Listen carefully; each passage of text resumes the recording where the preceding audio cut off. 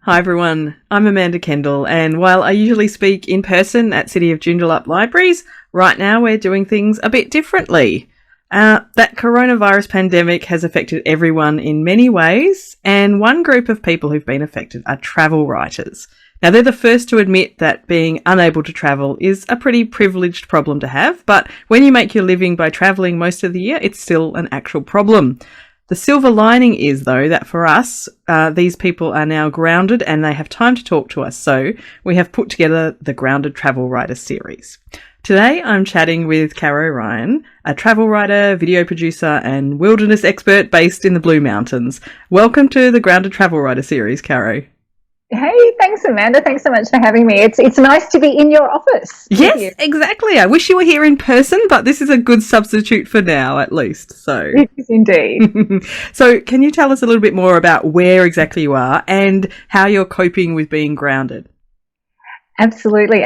So I am clearly home, and home for me, as you said, is the Blue Mountains in New South Wales. So for those who aren't sure of exactly how far that is from Sydney, so it's about an hour and a half to 2 hours due west from Sydney, and we're at about 1,000 metres of elevation. So it's pretty chilly because, hey, winter is coming.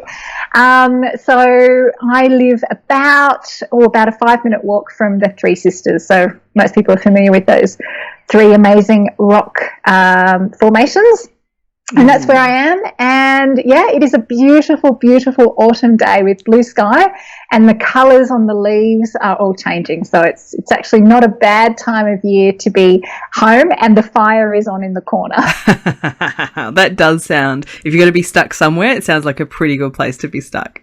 It is pretty nice, and it's a great small community. So it's quite a few artists and writers and creative types around. And it's really nice actually, because it is traditionally a tourist town. So to actually have a tourist town without tourists, even though it means not great things for the hospitality and for the tourism industries here, for the community and for the people who live here, we're actually getting to see what our village and our town is like, without all the visitors every day. Yeah. Sure, there's some downsides, but that is quite a positive thing to happen, isn't it? So kind of nice for the community. Yeah.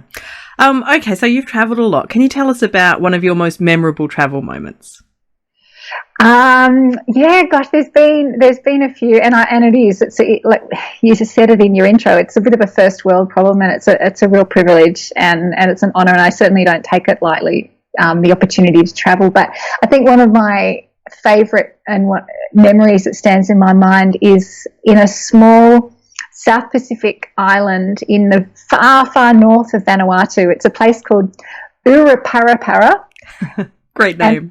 Uraparapara. I'll let you Google it and look that one up. But it's an island that is in the shape of a U. So it's a U-shaped island because cross-section, it used to be a volcano that was a peak, and it blew out one side of the island. So as the volcano blew out one side, this is like 144,000 years ago or something like that, you end up with this U-shape. So I was on a tiny little fishing boat, and we got inside the island. So we actually came into the reef just on sunset, and it was pretty sketchy there for a moment, trying to actually find somewhere to anchor without being on coral and without gumming aground.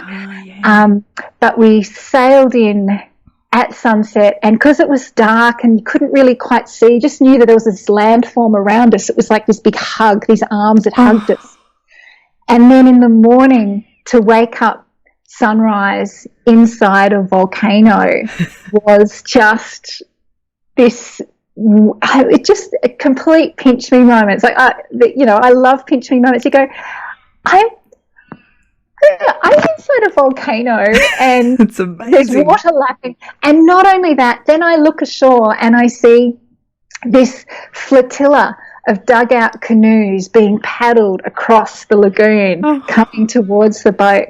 And there was probably about 7 of these beautiful traditional dugouts being paddled by the men of the village. And they were expecting us. Believe it or not, they actually knew we were arriving. And we transferred ourselves over into the dugouts and got paddled ashore. And I'm sitting there sort of hugging my camera equipment, thinking, well, one part of me is thinking, how do I tell the insurance company? While I was bailing water out of the canoe too. So oh no! And holding my camera sort of kit in the other, bailing water, going, how do I tell the insurance company if I lose the camera? But just this incredible experience, and then I find out later that the guy who was paddling mine was the paramount chief of the village. Oh wow! Of the island. And that, now here is the weird part. This is the part of the story that just, it was like this strange Kafka-esque kind of moment. We get ashore, we're doing all the greetings, the hello, just incredibly humble to be there.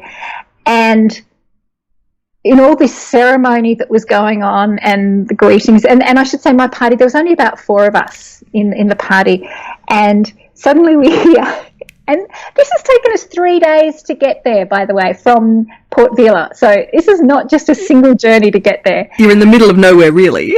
Absolutely the middle of nowhere. We hear a phone ring. Oh no. That seems wrong. It was like, what the hell? And what it was is that, and I turn around, and in this village, and I'm saying this is an absolute traditional village, there is very little sign of, of development of any kind. This is how people have been living on this island for thousands and thousands of years.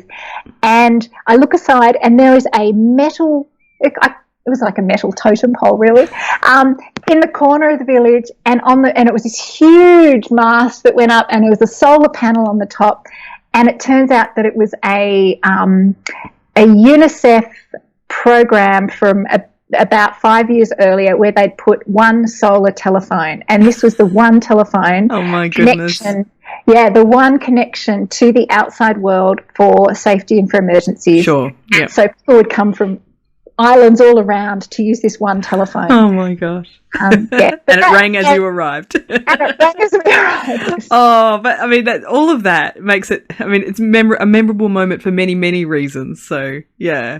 Wow. I love those kind of stories, the kind of places that very few people ever get to. So yeah, that's awesome. Oh, beautiful. Yeah. I can picture it. Oh, amazing. Water, turquoise water, absolute paradise.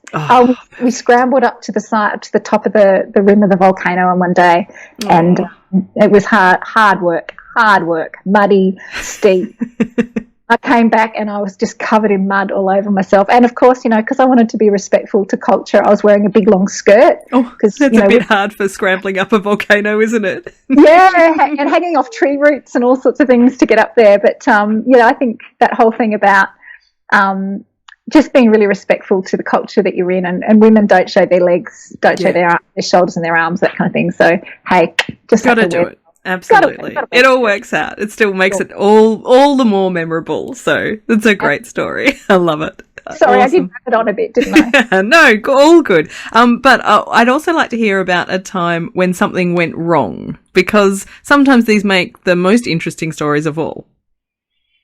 That they do. And there's a couple of corkers that come to mind, but in the efforts of keeping short, I will think about the time in Peru, and I was on a trekking expedition. It's a 13-day trek, and it's a circuit, and you can't really come in and out. It's like you've got to start at one point, and there's really no villages. There's nowhere to come out until you come back. Right. So you're committed once you start. You're committed. And we were at altitude, and it was the first time in my life I'd really done altitude, and it wasn't like huge epic altitude, but we got up to about just over 5,000 meters. So when you consider Mount Kosciuszko here in Australia, about 2,200, it's double. So over double that. And most people sort of start to feel a bit shorter of breath around 3,000. So it was like my first real challenge. And if anyone's familiar with the movie Touching the Void, the story of Joe Simpson and the guy who had the rope cut, the mountaineer, and he fell on. Yeah. Great movie if you haven't seen it. Anyway, so it's in that area. It's in the Waiwash area of Peru. And the guide that I was with was a company I'd never been with before, and they'd come highly recommended, which was great. but my first time in altitude, and he strongly advised people not to take Dimox and not to take, which is an anti-altitude sickness medication.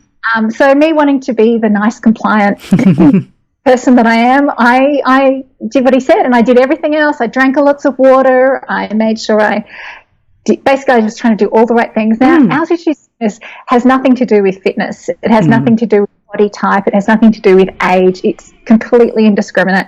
And at about day 4, I just started having a really, really horrendous time. And I'm not going to swear because, thank you. It's a very nice audience. But I was having a really horrid time of it. And I remember feeling like, and I get migraines. I get migraines all my life. So I'm kind of used to what a bad headache feels like, right? This was like something I had never felt before. And just like your head in a vice and pounding, and every heartbeat you could feel through it. And not sleeping at night and not breathing properly. And then it was when I think I had someone took a photo of me, and I was there with a friend, and she was fine. She felt nothing at all. But I looked at the photo, and my lips, and I was blue and purple. Oh, wow. Around my lips and my mouth, and my fingers and my face and my eyes, and everything had puffed up. And I was just having a horrendous time of it. And the guide was, he was young, and he was fairly inexperienced, and he'd been a last-minute replacement guide from the guy who was the experienced one. Yeah. So in the end, I had to. He was not at all concerned with my symptoms, and having a background in search and rescue myself, not at altitude, but kind of understanding a little bit about expedition medicine, I'm like going.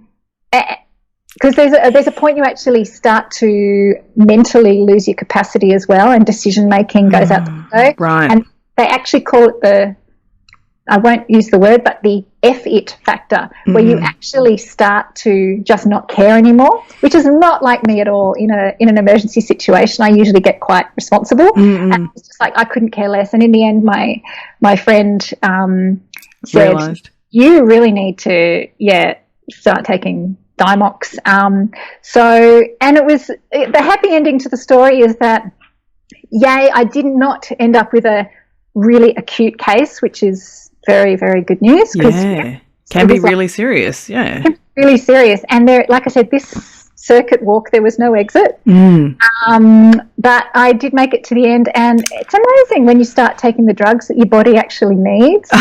You felt a lot better.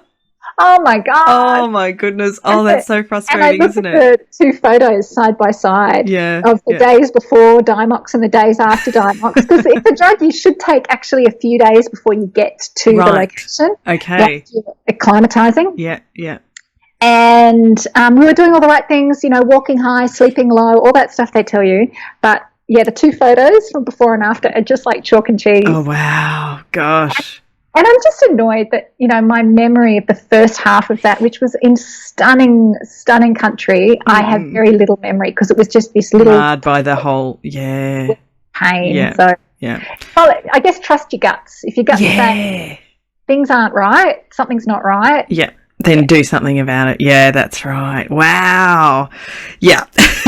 That is, I know that can get really serious, so I'm very glad that it turned out fine. So I'm pretty glad too. Yeah. I'm going to go back now and see and do it again. Do it again. So. Yes. Oh my gosh. Yeah. Oh wow, that's heavy. All right. So hopefully soon-ish we'll be able to travel more again, which will be a joyous moment. So looking forward to the future, can you let us know a couple of places that you're really looking forward to getting to once some travel restrictions are lifted?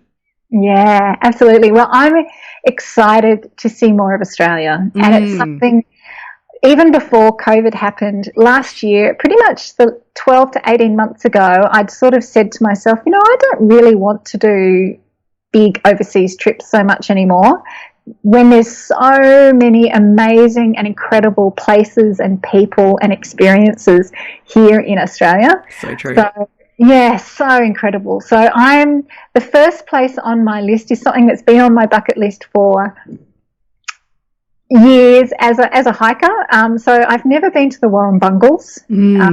So the Warrumbungles National Park in New South Wales, out near Coonabarabran. So that's on my list. The other place, which Amanda, you'll be quite excited to hear about, is I really want to spend more time in Western Australia.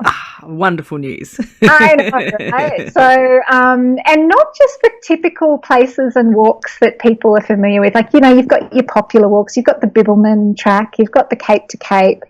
But I'd love to spend more time up in the Kimberley. I've done a couple of big off-track walks up in the Southern Carboyd Range and the Coburns, which was pretty amazing. So I'd love to go back up to the Kimberleys.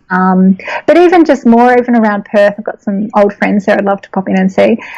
Fabulous. I might even have to have coffee with you. I might have to.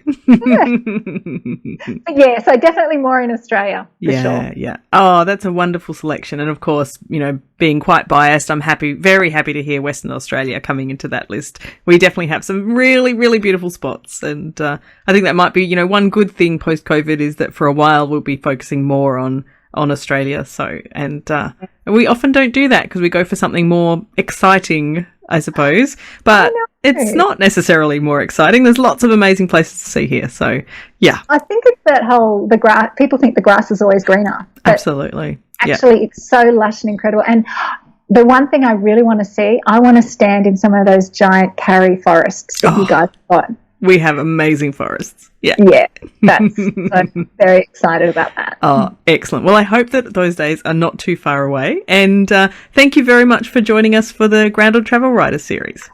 Thanks so much for having me, Amanda. All the best. And I'm quite excited. I want to hear all the other people you're going to interview. Watch this space. Sounds good. Thanks so much. Caro. See ya.